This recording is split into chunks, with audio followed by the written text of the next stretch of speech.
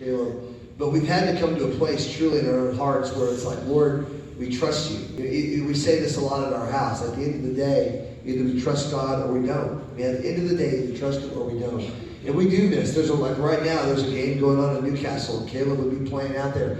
And we get sad about those things. But then we remember that God is doing something bigger in your life and in our lives than we could ever imagine. Okay, I think I got the word. You guys tell me if this is right. Oh no, I know this is the word. Oriental. Why did you say that? Because you don't. They have no idea what you're saying. Elaborate. No, I'm not going to elaborate. You're only right here so you can explain what I say.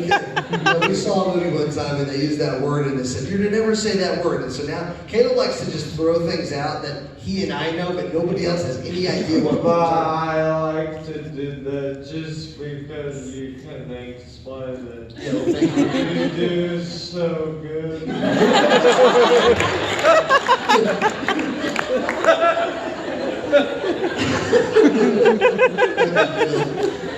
Back to the main thing.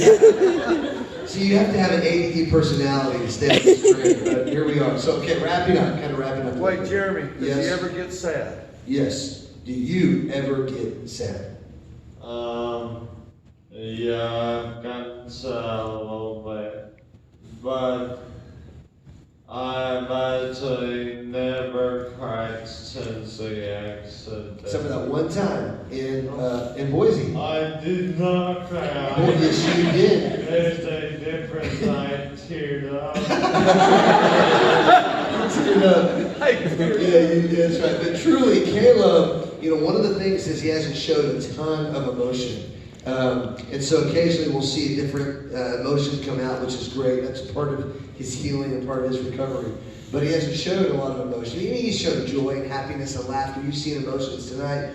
But in terms of tears and sadness, we haven't seen that. And I think that's one of God's greatest gifts to Caleb. It's too bad I haven't shown that because I have an awesome savage. Caleb, show him when you get surprised. That was your surprise face. Oh, yeah. That's it? No.